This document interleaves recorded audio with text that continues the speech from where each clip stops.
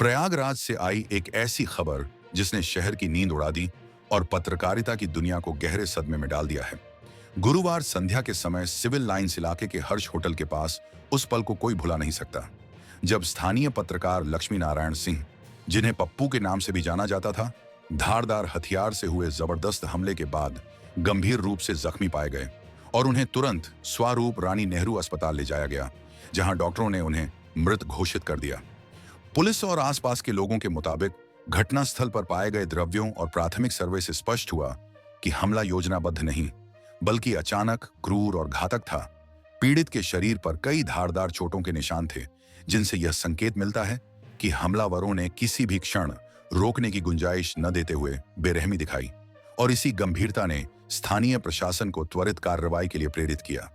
घटनास्थल की CCTV footage और आसपास के किन्हीं भी नजारे की पड़ताल के बाद पुलिस ने रात देर तक छानबीन की और मुख्य संदिग्ध नामित विशाल को उसी क्राइम सीन के नजदीक मुठभेड़ में पकड़ने का दावा किया, जिसमें पुलिस की ओर से दिए गए आदेशों के बाद गोली लगने से विशाल घायल हुआ और उसे इलाज के लिए अस्पताल भेजा गया। वहीं पुलिस का कहना है कि विशाल पर आरोप स्वीकार्य तथ्यों और मौके पर उपलब्ध सबूतों के आधार पर लगाया गया है, पर फिर भी जांच चल ही रही है ताकि किसी भी तरह की जल्दबाजी में कोई सच्चाई छूट न जाए।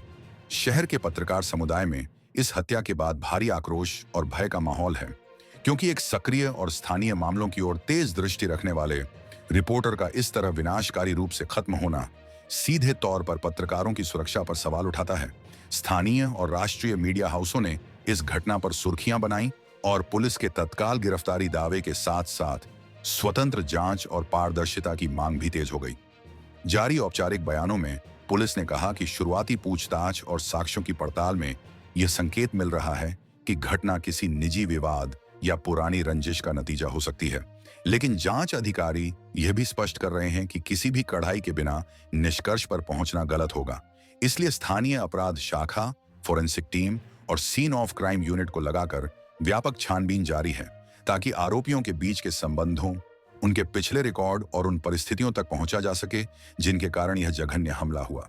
स्वरूप रानी नेहरू अस्पताल में किए गए पोस्टमार्टम की रिपोर्ट और फोरेंसिक टीम की प्रारंभिक टिप्पणियां इस बात की तस्दीक कर रही हैं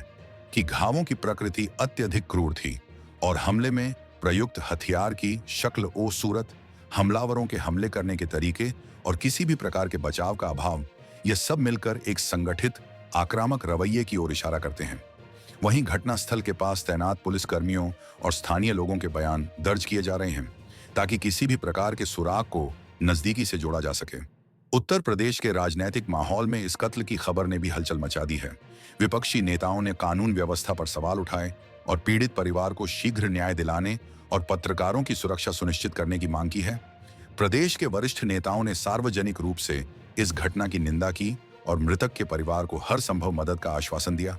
वहीं कुछ राजनीतिक प्रवक्ताओं ने घटना को राज्य के बड़े बदर व्यवहार का नतीजा करार दिया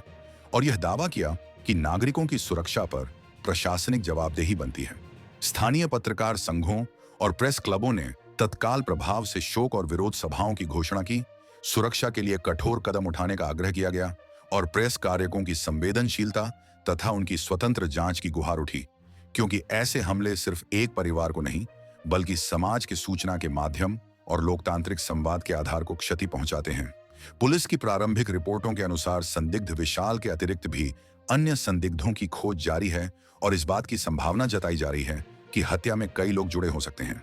इसलिए जांच में अब mobile forensics, call detail records, पास के एटीएम और दुकान के सीसीटीवी फुटेज तथा शिनाख्त के लिए गवाहों के बयानों को प्राथमिकता दी जा रही है, ताकि किसी भी तरह का छुपा हुआ जाल सामने आ सके।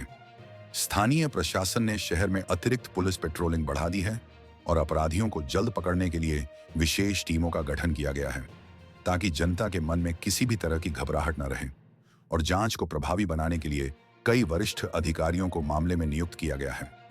परिवार के सदस्यों और मित्रों ने मीडिया से कहा कि वे न्याय चाहते हैं और वे इस घटना का दर्द व्यक्तिगत तौर पर झेल रहे हैं। साथ ही इस भावुक स्थिति ने पत्रकारों और आम लोगों में सुरक्षा की अधिक मांग को जन्म दिया है। कुछ सहयोगी पत्रकारों ने कहा कि लक्ष्मी नारायण सिंह ने स्थानीय स्तर के मामलों पर रिपोर्ट करते समय हमेशा सच्चाई के साथ काम किया और उसकी आवाज कई बार उन मामलों को उजागर कर चुकी थी जिन पर अन्यथा ध्यान नहीं दिया जाता। इसलिए यह हत्या कईयों के लिए एक चेतावनी बनकर आई है, जो न केवल घटनाओं को दर्ज करते हैं बल्कि समाज में सच्चाई की लकीरें भी खींचते हैं। अधिकारियों ने यह भी संकेत दिया कि जांच में किसी भी तरह के राजनीतिक या सांप्रदायिक कोण को जल्द से जल्द बाहर रखा जाएगा और आरोपों की परतें खोलने के लिए निष्पक्ष और प्रोफेशनल जांच की जाएगी, ताकि न केवल अपराधियों को कानून के कटघरे में लाया जा सके बल्कि भविष्य में इसी तरह की घटनाओं को रोकने के लिए भी ठोस नीतियां बनाई जा सकें। कानूनी विशेषज्ञों और वरिष्ठ पत्रकारों ने मीडिया से अपील की है कि जांच के दौरान ऐसी सूचनाएं जो जांच को प्रभावित कर सकती हैं या गवाहों पर दबाव डाल सकती हैं, उन्हें रिपोर्ट करते समय सावधानी बरतें। साथ ही पारदर्शिता के साथ काम करते हुए प्रशासन पर निगाह रखी जाए ताकि जांच स्वतंत्र और निष्पक्ष बनी रहे। शहर के निवासियों और राहगीरों ने बताया कि जिस शाम यह कांड हुआ उस समय इलाके में भीड़ नहीं थी और आसपास की दुकानों के कम परिचालन का फायदा उठाकर हमलावरों ने कार्य किया। इसी कारण से अपराधियों के हाथ की गति और निर्भीकता पर सवाल उठते हैं और यह खोजी जा रही है कि क्या किसी तरह की पूर्व योजनाबद्धता थी या यह दो पक्षों के बीच अचानक भड़के हुए झड़प का नतीजा था। पुलिस अधिकारियों ने कहा है कि उनका उद्देश्य हर उस पहलू को खंगालना है जो अपराध के पीछे की दिशा दिखाता हो।